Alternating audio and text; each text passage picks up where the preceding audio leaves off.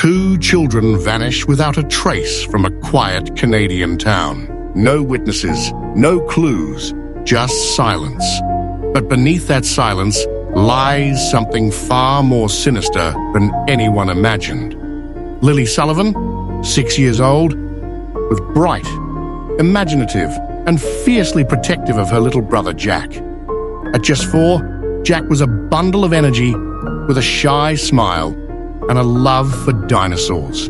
They lived in Lansdowne Station, Nova Scotia, a small rural town where everyone knew each other and doors were rarely locked. The Sullivan family lived on the edge of a vast forested landscape, surrounded by nature's peace and isolation. But for Lily and Jack, the woods were a playground, until the day they weren't. On May 2nd, 2022, Lily and Jack were seen playing outside near dusk. Their mother stepped inside briefly. When she returned, they were gone. No screams, no signs of struggle. Just 2 small bicycles left by the driveway. Within hours, the RCMP launched an unprecedented search.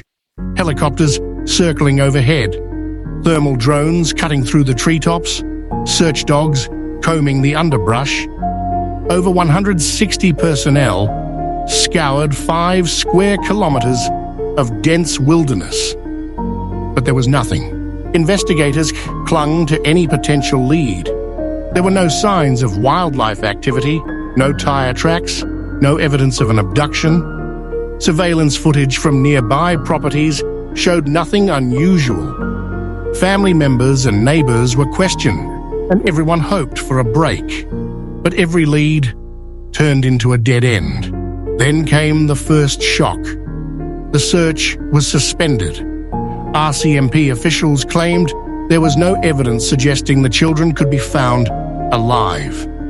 The decision outraged the community.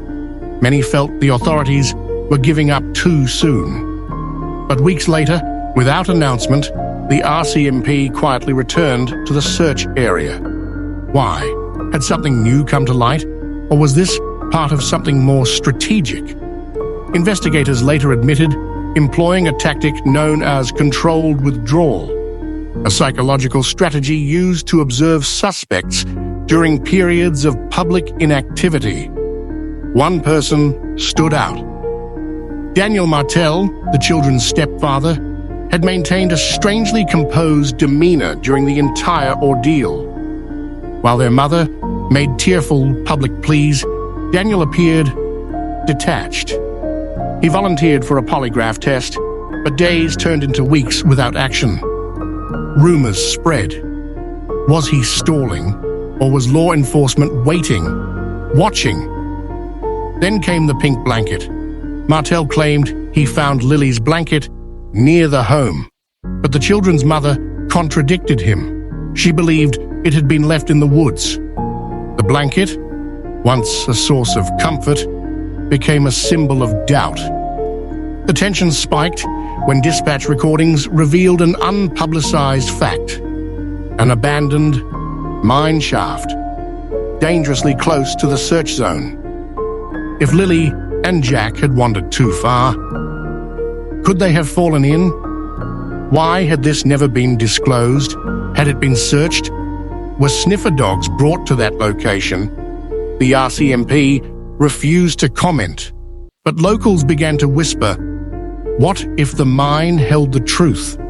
Buried, dark, and final. To this day, Lily and Jack Sullivan remain missing. No bodies, no confessions, just a grieving mother, a silent stepfather, and a community forever scarred. Was this a tragic accident, or something far more chilling? The RCMP's silence only deepens the mystery, because sometimes the loudest cries for justice are drowned in silence.